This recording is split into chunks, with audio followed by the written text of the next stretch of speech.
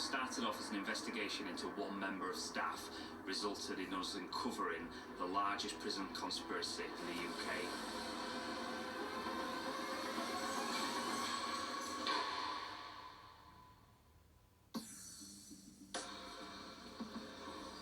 Smuggling contraband into prisons can be a lucrative criminal business, and sometimes members of staff get involved. That's why South Yorkshire Police has a prison anti-corruption unit. We have 5 prisons that we support. We focus on staff members that are or have been committing criminal activities. The unit often investigates staff who help prisoners smuggle in mobile phones, drugs, and even weapons.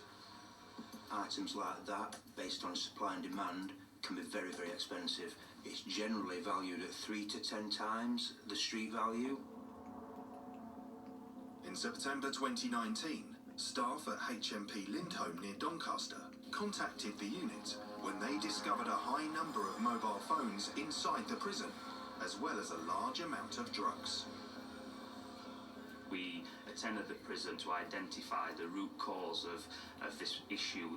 Early on in the investigation, a name that came to light was Amy Hatfield. Amy Hatfield was a mental health nursing assistant at the prison.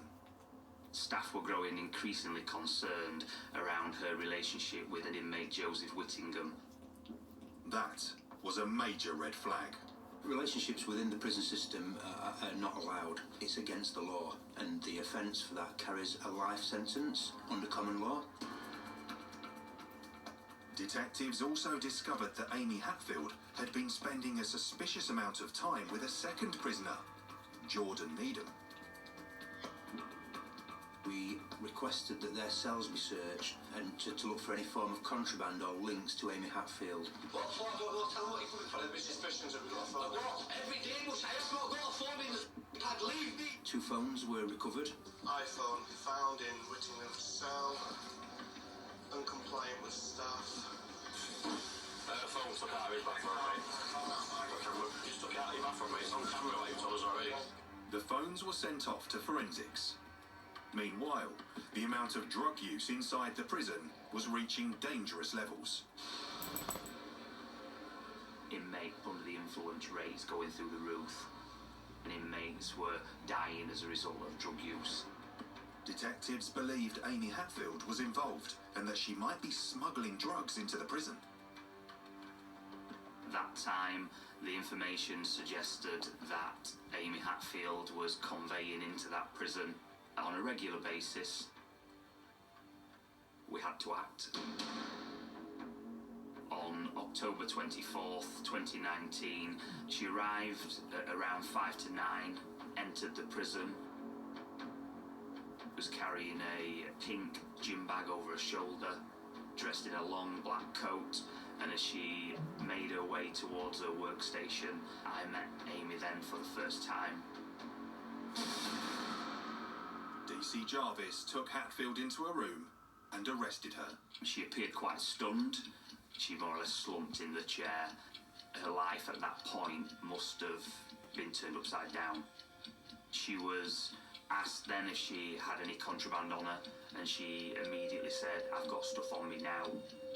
She placed her bottle into the middle of the table. She told DC Jarvis she didn't know what the bottle contained. She then volunteered several further bottles from her jacket pockets. DC Jarvis suspected the bottles contained drugs. She then indicated to officers that she'd got a package down the front of her trousers.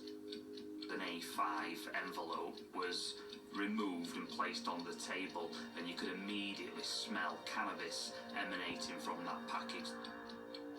She indicated to her gym bag. It held similar packages. That wasn't all Hatfield had smuggled in. There were mobile phones, charging cables, testosterone vials, steroids, ketamine, and a large amount of MDMA. To see the quantities that we found on her changed the picture completely. This was much bigger than we ever could imagine. Another bottle of suspicious liquid was also found in Hatfield's office. Police sent off the hall for forensic analysis and took Hatfield into custody. On her phone, they discovered messages she'd sent to inmate Joseph Whittingham. But the day before she was arrested, there was a message from her to Joseph on his contraband phone, which simply read, "I'll explain to you later why I couldn't get at you today." Now that told us that the previous day she'd conveyed illicit articles into that prison that clearly hadn't made their way to Joe at that time. Joseph Whittingham was arrested and officers searched Amy Hatfield's home. There, they found a large amount of cash and a bank card. What we found in that bank account were significant transactions. Amy Hatfield was taking money as payment for collecting the contraband and delivering it to the inmates on the healthcare visits that she was conducting around the wings. Also in Hatfield's house, police found evidence that suggested more people were involved in the smuggling operation. Also found on her bedside table were post-it notes containing the mobile telephone number of Jordan Needham's partner, Courtney Ward, and so she was clearly a person of interest. Meanwhile, forensic analysis of the phone seized from Needham's cell confirmed that both he and Ward were involved in the conspiracy. Courtney Ward drove an associate with drugs on him to visit Jordan Needham in prison. They also looked at the opportunity of intercepting inmates going on hospital visits where they could smuggle drugs. Incredibly, phone messages also revealed that the pair had discussed smuggling items over prison walls using catapults and drones. These were the risks they were willing to take in order for the desperation to get this type of contraband into prisons and make money. From reviewing the information we gathered from Courtney Ward, that was a primary objective, to make as much money as they could. Police also discovered CCTV footage of another inmate's girlfriend, Cora Haley, smuggling drugs in during a prison visit.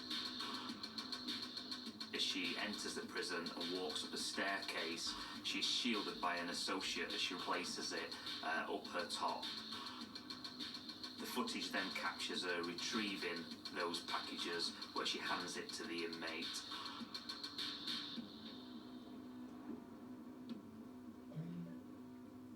We were looking at a much larger conspiracy involving not only the inmates within HMP Lindholme, but also their relatives and partners on the outside. And detectives discovered that the gang also planned to smuggle in 3 knives. There was a conspiracy within the wing that they were going to stab and harm a prison officer. That's really concerning. We got the wings searched and we recovered all 3 knives, which is a real relief to us. When forensics finally came back on the liquid Hatfield had smuggled in, police were shocked to find out it was spice, a synthetic drug. Spice is a psychoactive substance. It's incredibly dangerous, and once people possess and take it, some doses can be lethal. So we treat that really seriously. The 2 litres Hatfield had smuggled in had a prison value of around £750,000. It was like something we'd never seen before. This was one of the biggest cases I've investigated.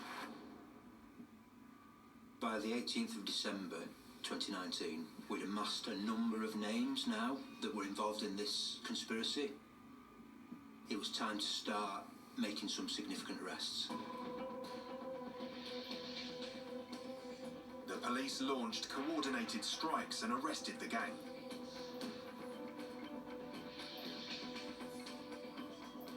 In 2023, 17 people were convicted for their part in what police believe to be the largest prison smuggling conspiracy in British history.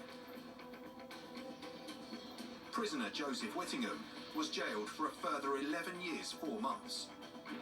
Fellow inmate Jordan Needham, a further 9 years, 6 months. His partner Courtney Ward, 4 years, 6 months. Meanwhile, mental health nursing assistant Amy Hatfield was jailed for just over 10 years. I'm incredibly proud of the team effort. They worked relentlessly to get the result that they got. We couldn't do it alone.